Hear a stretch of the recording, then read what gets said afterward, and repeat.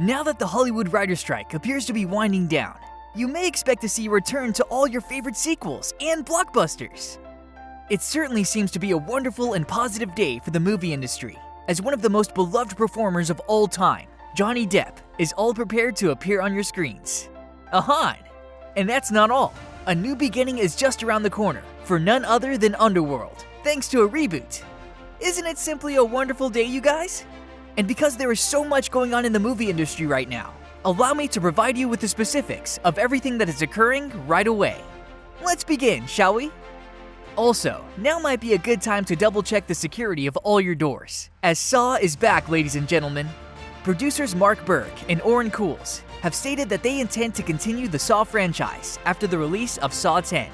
This time, the upcoming blockbuster, Saw X, which serves as both a prequel and a sequel, fans will get to witness Tobin Bell, John Kramer, who will reveal the origins of the personal grudge that shaped him into the iconic Jigsaw. And trust me, it'll be nothing but exciting. Cools also said during an interview that the prequel will cast John Kramer in a different light, and that there are already plans in place for future installments beyond Saw X. Not to mention, John Kramer, played by Tobin Bell, is an essential character in the Saw films, and the fact that he was killed in Saw 3 made this a problem. The guy has since been seen in flashbacks and recorded footage, but it is unclear whether or how he will return in future Saw installments.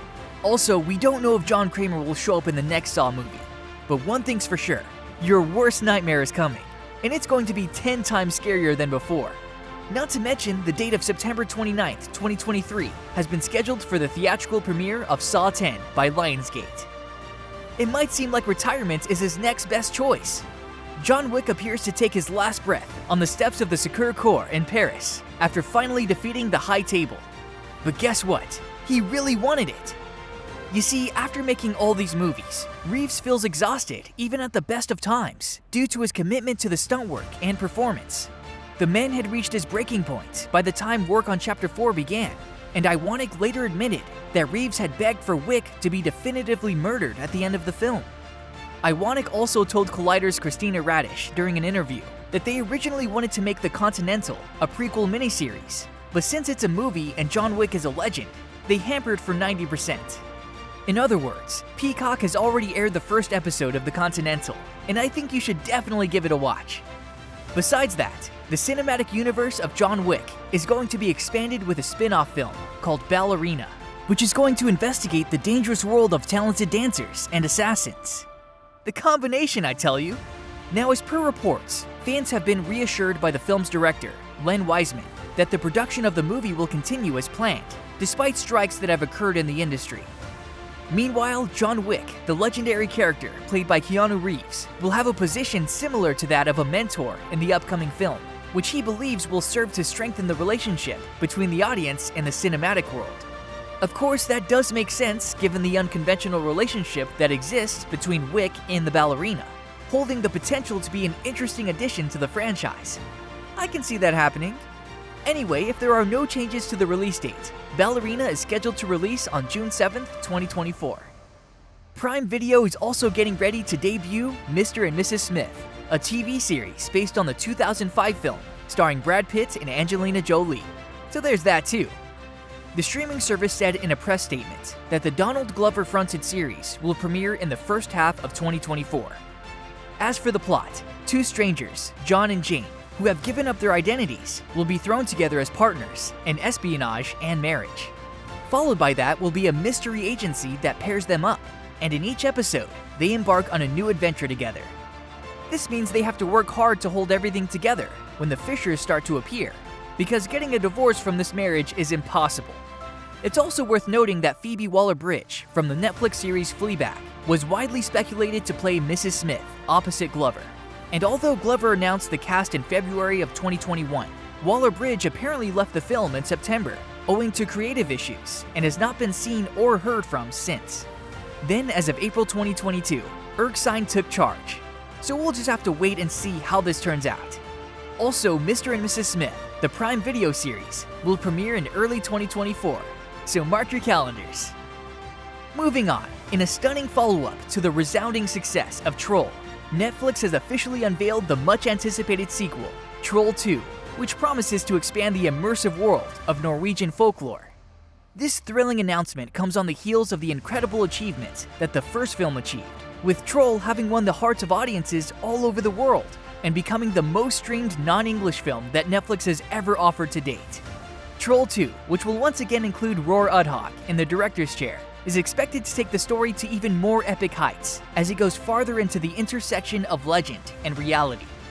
The imaginative team that was responsible for this Norwegian masterpiece, which includes the gifted writer Espen Aken and the producers Espen Horn and Christian Strand Sinkerud, is getting ready to create another entrancing story that will center on a legendary character from Norwegian fairy tales.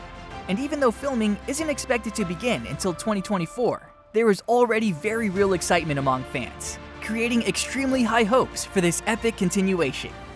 In other entertainment news, Sylvester Stallone, who is famous for his iconic depiction of Rambo, has no intentions to return for a sixth chapter of the beloved franchise. But don't worry, there's a good reason he isn't. You see, Rambo is one of the most iconic roles in the history of film. Still, Stallone turned down a $34 million deal to play the character again, around the time of Rocky III, citing the lackluster reception that Rambo 3 received as his reason. According to Stallone, "I think it's going to happen. I wanted to do it like a Ken Burns documentary on Vietnam, where you drop young Rambo in there, and he's this outgoing guy, football captain, and then you see why he becomes Rambo. But what they want to do is a modern-day story where I pass the torch. That's getting close." Well, he's just not in the mood, it seems. Anyway, even though he made a comeback in 2008's Rambo, and then again in Rambo Last Blood, it appeared as though the character may move from the big screen to the small screen in a new streaming series. So given that Stallone has only recently made his debut in the world of television with Tulsa King, it is unclear what role he will play in the said series. But before you hit that downer, there's something really exciting coming your way. Johnny Depp is making headway in his professional career despite the turmoil that has been going on in his personal life. He is scheduled to make his on-screen return in the French film Jeanne du Barry, and has spurred discussions about a possible return to the Pirates of the Caribbean film series. Not only that, Depp and filmmaker Tim Burton will work together again on Beetlejuice 2, but this time it will be more of a cameo appearance for Depp, rather than a full-fledged character in the film.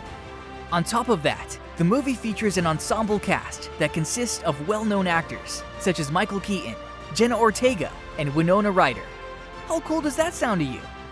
Now, this may be a baby step for the pirate actor, but it does make sense given the kind of downs he faced not too long ago.